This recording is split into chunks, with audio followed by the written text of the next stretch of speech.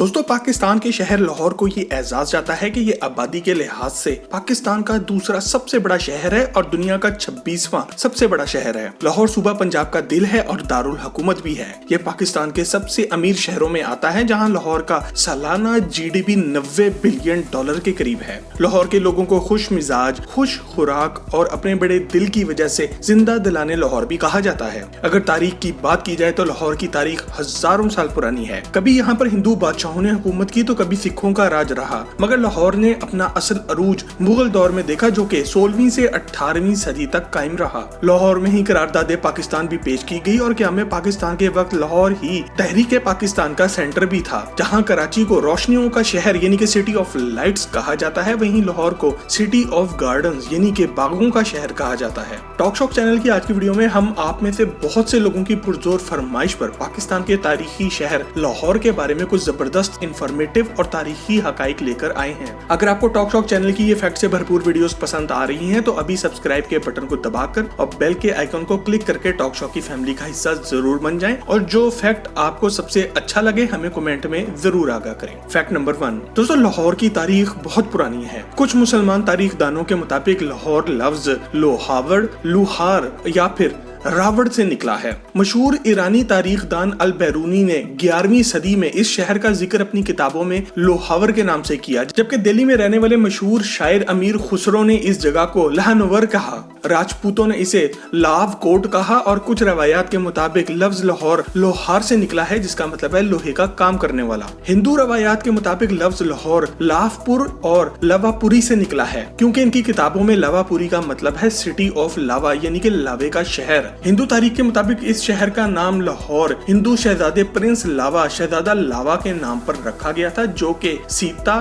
और रामा का बेटा था। फैक्ट नंबर 2, दोस्तों लाहौर की तारीख हजारों सालों पर फैली हुई है। यहाँ कभी हिंदुओं का राज रहा तो कभी बुद्ध मत के पैरोकारों का, कभी ये मुगलों के हाथों में गया तो कभी अफगानियों ने यहाँ पर कब्जा किया। एक दौर में यहाँ पर सिखों का भी राज कायम रहा और सबसे आखिर में ब्रिटिश भी इस सोने की चिड़िया को लूटने के लिए पहुंचे। दोस्तों तारीख की किताबों में लाहौर का जिक्र सबसे पहले सन 982 में मिलता है। हदूदुल अलाम के नाम से एक जोग्राफियाई किताब थी, जिसका तर्जुमा 1927 में आकर हुआ। इस किताब में लाहौर को शाहाना मंदिरों, बड़े बड़े बाजारों और खूबसूरत बागों का शहर कहा गया। ज्यादातर तारीखदानों का ये मानना है कि 1ली से 7वीं सदी तक लाहौर एक हिंदू आबादी का शहर था और इसका मोहल्ले वकू ये नहीं था जो कि आज के लाहौर शहर का है। ये शहर इस वक्त सिर्फ इस जगह तक बना हुआ था जहां आज का इचरा बाजार मौजूद है। इस दौर में यहाँ पर मौजूद लोहारी गेट लाहौर शहर का दाखिली रास्ता था, जबकि शहर का कश्मीरी गेट कश्मीर की जानिब खुलता था और यहाँ का दिल्ली गेट आज के भारतीय शहर दिल्ली की जानिब बना हुआ था। आज के जदीद और मॉडर्न लाहौर में आपको पुराने हिंदू दौर के लाहौर शहर की बाकियात कहीं कहीं नजर आती हैं, मगर इसके लिए आपको अंदरून लाहौर की तारीख और तंग गरियों की सैर करनी होगी। फैक्ट नंबर 3, दोस्तों लाहौर पर राज करने वाला आखिरी हिंदू बादशाह पृथ्वीराज चौहान था। 682 में पेशावर से ताल्लुक रखने वाले अफगान मुसलमान हो चुके थे और उन्होंने लाहौर की अहमियत को जानते हुए पृथ्वीराज से लाहौर को छीनने की कोशिश की। इन लोगों को लाहौर को हासिल करने के लिए 70 से ज्यादा जंगें लड़नी पड़ी। आखिरकार इन्हें कामयाबी तब नसीब हुई जब इन्होंने एक खूंखार जंगली लड़ाका गिरोह गखड़ के साथ हाथ मिलाया। इन गखड़ों को आजकल खोखर भी कहा जाता है और पुराने दौर में ये शहर से बाहर वीराने में पड़ाव डाला करते थे। आजकल जहाँ मोटरवे के करीब नमक की कान का इलाका सॉल्ट रेंज आता है, ये वो इलाका था जहाँ पर ये जंगजू गिरोह रहा करता था। सुल्तान महमूद गजनवी वो पहला फातेह था जिसने इस इलाके में अपने कदम जमा कर एक मुसलमान शहर की बुनियाद रखी। फैक्ट नंबर 4, दोस्तों लाहौर को सिटी ऑफ गार्डन्स यानी कि बागों का शहर भी कहा जाता है। इस बात में कोई शक नहीं है कि जितने बाग लाहौर में मौजूद हैं, इतने शायद किसी और बड़े पाकिस्तानी शहर में मौजूद ना हो। इन बागों का सबसे अच्छा पहलू ये है कि आप अमीर हैं या गरीब, आपका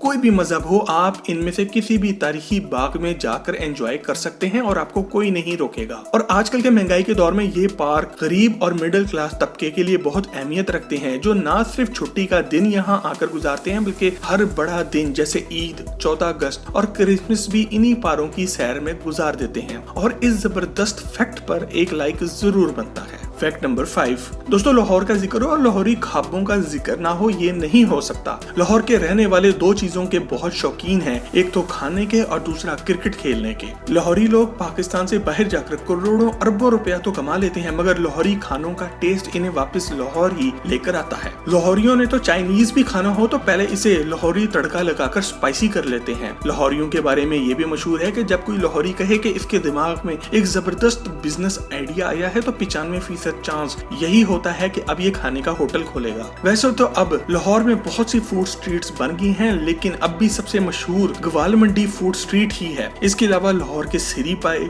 मुर्ख चने, दुम्बा कढ़ाई, सीख कबाब, हलवा पूरी, हलीम, चिकन सज्जी और बहुत से ही ऐसे खाने हैं जो कि लाहौर की पहचान है। और अगर इनमें से कोई हमने मिस कर दिया है तो हमें कमेंट में लिखकर आगाह जरूर करें। फैक्ट नंबर 6, दोस्तों जब भी लाहौर की तारीख लिखी जाएगी तो इसमें शाही मोहल्ले का या सादा अल्फाज में लाहौर की हीरा मंडी का जिक्र जरूर आएगा। आप में से बहुत से दोस्तों ने हीरा मंडी का नाम तो सुन रखा होगा, मगर आप ये नहीं जानते होंगे कि इस जगह का नाम हीरा सिंह के नाम पर रखा गया था, जो कि इस वक्त के लाहौर के हाकिम महाराजा रंजीत सिंह का एक खास आदमी था और इस इलाके को कंट्रोल करता था। हीरा मंडी का ये बाजार 15वीं सदी में वजूद में आ चुका था। ये इलाका तवाइफों के रहने की वजह से मशहूर था। इस दौर में तवाइफ वो औरत थी जो कि गाने और बजाने में महारत रखती थी। इन्हें ये महारत साला साल की मेहनत से हासिल होती थी। इनका काम बादशाहों के पास काम करने वाली कनीजों को बात करने और उठने बैठने के आदाब सिखाना था। कुछ लोगों का ये भी मानना है कि मुगलों ने एक छोटी सी हाउसिंग सोसाइटी बनाई हुई थी और अपनी जिस रखेल से इनका दिल भर जाता था इसे एक घर देकर यहाँ पे छोड़ देते थे। मुगल तो चले गए मगर पीछे तवाइफों का पूरा बहरिया टाउन रह गया, जिसे आज दुनिया हीरा मंडी कहती है। फैक्ट नंबर 7, दोस्तों लाहौर पंजाब में फूड का और सकाफत का सेंटर है, मगर ये पूरे पाकिस्तान के लिए सियासत का भी सेंटर बन चुका है। बड़े अफसोस के साथ ये कहना पड़ रहा है कि हमारे सियासतदान ये समझते हैं कि सिर्फ लाहौर में इलेक्शन जीत जाने का मतलब ये है कि अब आप पूरे पंजाब में मैदान मार चुके हैं। यही वजह है कि पूरे पंजाब का बजट आके बंद करके बगैर किसी प्लानिंग के लाहौर शहर पर लगता रहा है, जिसकी वजह से पंजाब के दूसरे शहर आज भी ऐसा लगता है जैसे महाराजा रंजीत सिंह के दौर में ही जी रहे हैं। लाहौर में बनने वाली ऑरेंज लाइन मेट्रो ट्रेन को ये एजाज जाता है कि ये पाकिस्तान की पहली बिजली से चलने वाली ट्रेन है। ये ट्रेन 80 किलोमीटर फी घंटा की टॉप स्पीड तक जा सकती है और इसमें रोज के 2.5 लाख मुसाफिर सफर कर सकते हैं। ऑरेंज लाइन अपना एक रूट 45 मिनट में पूरा करती है। ऑरेंज लाइन पर टोटल 1.6 बिलियन डॉलर्स लागत आई, यानी कि पाकिस्तानी 24,800 करोड़ रुपए। इसमें से पंजाब गवर्नमेंट के पास लगाने के लिए सिर्फ 300 मिलियन डॉलर मौजूद थे, जबकि इस प्रोजेक्ट पर बाकी के 1.3 बिलियन डॉलर्स चीन के एक बैंक से सूद पर कर्जा लिया गया। अगर आपको चीन का कर्ज इस ट्रेन से ही कमाकर वापस करना है तो इसका टिकट 250 से 350 रुपए तक होना चाहिए, जो कि सिर्फ 40 रुपए रखा गया है। ऑरेंज लाइन को साल की 5 अरब रुपए की सब्सिडी भी दी जा रही है कि ये बनी तो लाहौर के एक कोने में है और 27 किलोमीटर का इलाका कवर करती है, मगर इसका कर्जा और इस पर लगा सूद पूरा पाकिस्तान देगा। फैक्ट नंबर 8, दोस्तों एक वक्त था जब बर्रे सगीर में लाहौर को सोने की चिड़िया कहा जाता था। ये एक तारीखी शहर ही नहीं बल्कि सूबा पंजाब का एक ज़राई शहर भी था। लाहौर सिर्फ आज के अंदरूने शहर तक महदूद था और इसके इर्द गिर्द ज़राई ज़मीन, खेत खलियान हुआ करते थे। यहाँ से दुनिया के सबसे जबरदस्त फल, गंदम और दूसरी अजनास काश्त होकर पूरी दुनिया में जाया करती थी। अफसोस के आज के इंसान की लालच ने इन तमाम काबिले काश्त और सोने जैसी जमीनों को तबाह करके यहाँ पर हाउसिंग सोसाइटियाँ बना दी हैं। पूरे लाहौर शहर में कहीं कोई खेत नजर नहीं आते। ऑरेंज लाइन जैसे प्रोजेक्ट्स ने लाहौर के दरख्त खत्म कर दिए हैं और ये एक सहरा का मंजर पेश करता है। वक्त आ चुका है कि हाउसिंग सोसाइटियों के बजाय अब हम ऊंची इमारतों को बनाने पर तवज्जो दें ताकि शहर अब ऊपर की तरफ बढ़ना शुरू हो।